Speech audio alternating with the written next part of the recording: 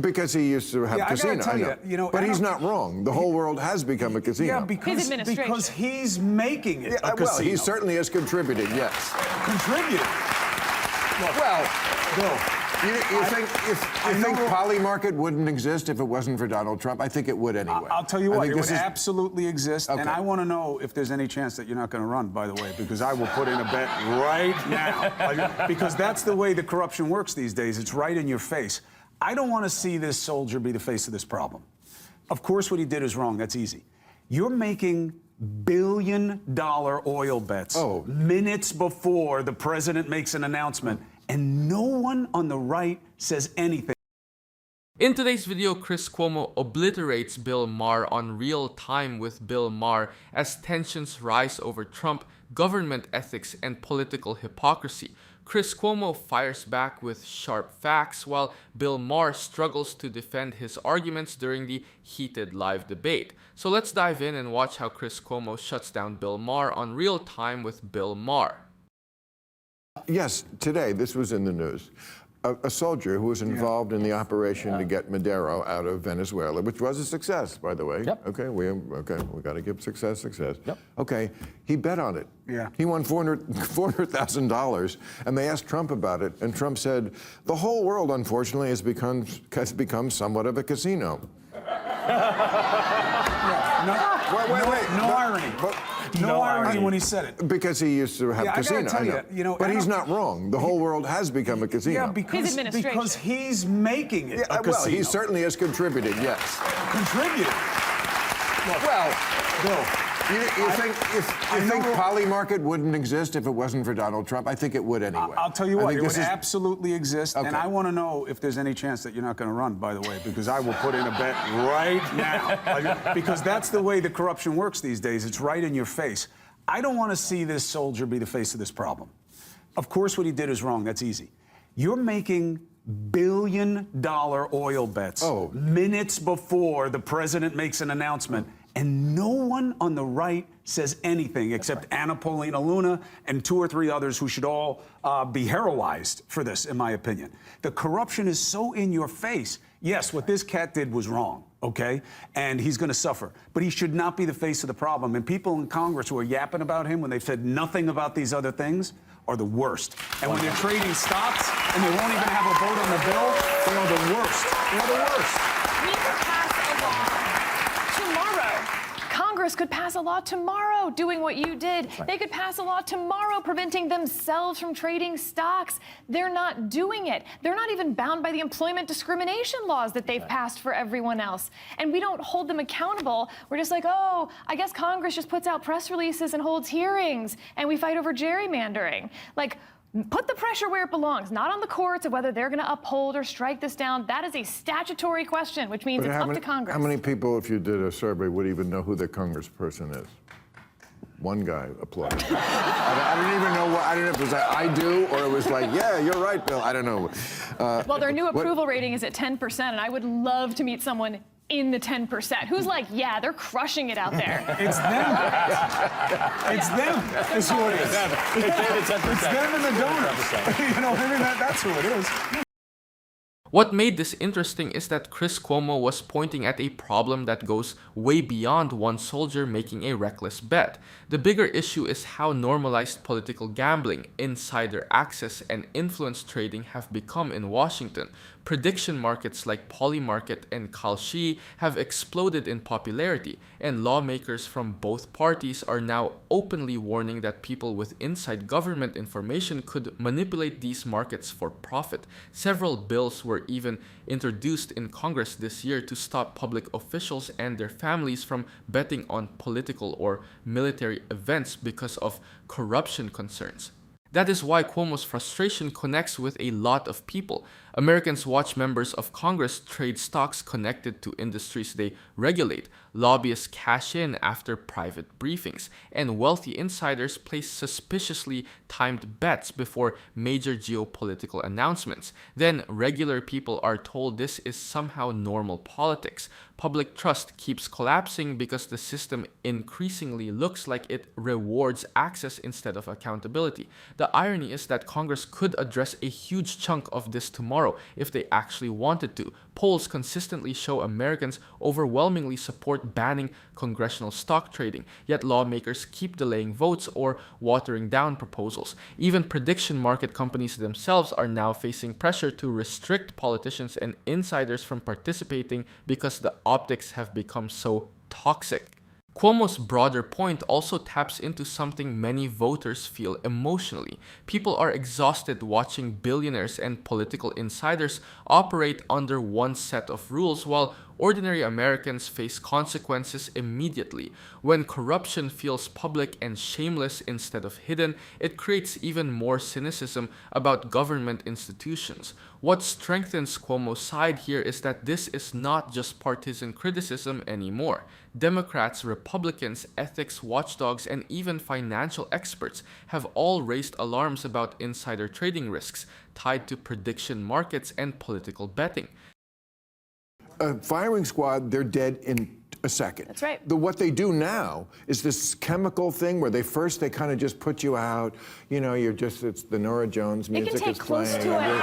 It's like a spot. Right, really. And then half the time, the shit they put in you doesn't work.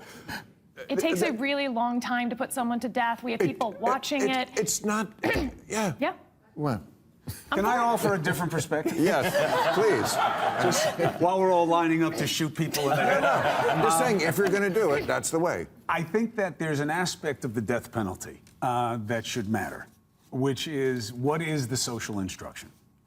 And I think that the reason they're doing this is that this administration is very embracing of brutality. He has a very misplaced sense of macho, this president. And yeah, we're just going to shoot you in the head is some kind of attempt to be tough. And it's not tough. It's weak. And I think these kinds of instructions, you know, look, this is the same story for all of our families. My family came to this country because they thought it was a place that was going to be better, that it was beautiful for opportunity, where they would have a chance, where they didn't have to worry about the oppression they had at home.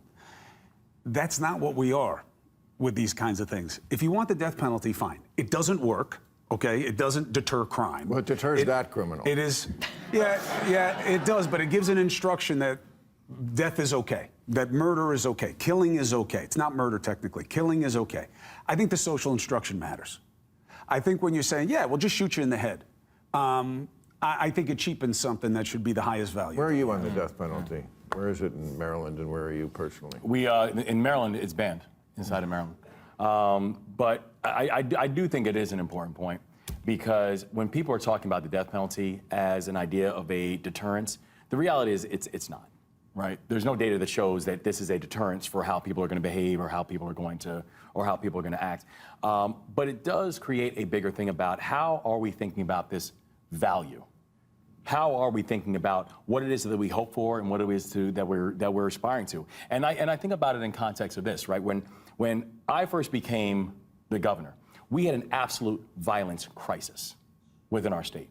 I mean, Baltimore City was averaging almost a homicide a day when I first became the governor.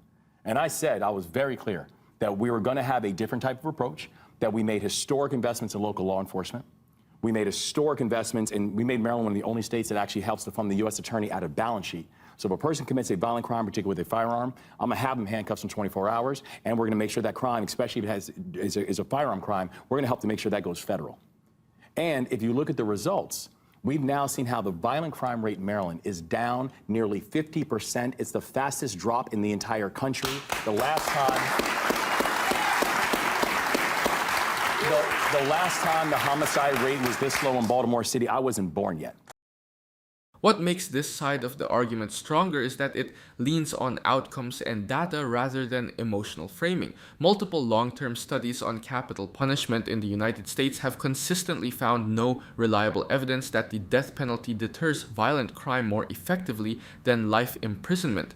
In fact, several states without capital punishment report equal or lower homicide rates compared to states that still use executions, which suggests deterrence is driven more by effective policing and certainty of punishment than by severity.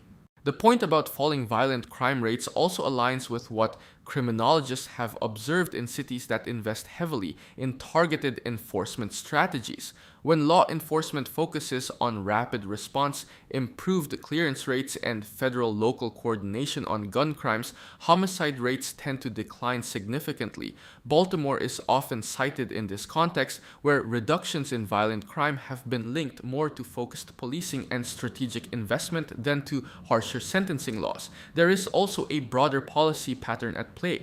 Tough-on-crime approaches have historically gained political traction, but often led to unintended consequences such as overcrowded prisons, higher correctional costs, and long-term social instability in heavily policed communities. Over time, even many policy analysts across the spectrum have shifted towards models that emphasize prevention, rehabilitation, and certainty of enforcement rather than symbolic severity. Another key concern is how extreme punishment proposals affect public perception of justice. Practices like firing squads or highly public executions tend to raise ethical questions about whether the justice system is meant to demonstrate control or uphold proportional accountability. Most modern democratic systems have moved away from visible, punitive displays of state violence for this reason. Overall, the stronger case here rests on consistency in evidence.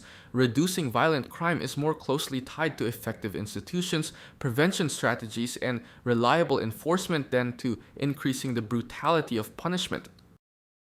This week, Governor, Los Angeles became the first major school district to require screen time limits.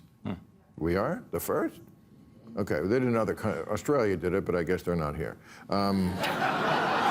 What's your approach in Maryland? Yeah, where are you on screen time? Well, I know we actually have legislation that's just works its way through Maryland that I will be signing that's actually going to do a ban-to-ban, a bell-to-bell ban on devices for our kids. There's a school in Houston, by the way, that got a metal grinder, and if your kid is caught with any screen, their phone out during the school day at all, they put it ceremonially into the metal grinder, and it just goes in, and that's the end of your phone. That's the end of your phone. Yeah. Well, it's just, and here's that's the a thing. deterrence. It is a deterrence. But our families and our teachers are going through enough right now. Right, we've had, especially post-COVID, we now have a teacher shortage that is vast, and we've been really focusing on getting more educators in the classroom, getting more men and more men of color inside of the classroom. We have cut the teacher vacancy rate in half in the state of Maryland, and a lot of them actually been a lot of those federal workers who've been fired. We started something called our Feds to Eds, which is actually saying if you're a federal worker who's been fired, if you're working for the NIH and you have a degree in physics and you want to be a physics teacher, we're going to get you certified, we're going to get you qualified, we're going to get you in a classroom as quickly as possible. We've cut the teacher vacancy rate in half inside of the state of Maryland. I do not want our teachers fighting with Mark Zuckerberg for our kids' attention. And so I want to make sure that we're focusing, our kids are locked on task. Any parent, okay? So I had kids in a great public school out where we live. Nothing has made a bigger difference than them pulling the phone. And if there was one fight that I could redo, that I totally blew. I mean, the list is long, but this one, if I could get this one back, I would have never given them the phone. I would have never given them the smartphone. Never. Not until they were 55 years of age. We'll leave it there. Thank you, everybody. What stands out in this discussion is how closely it aligns with what education and child development research has been warning about for years.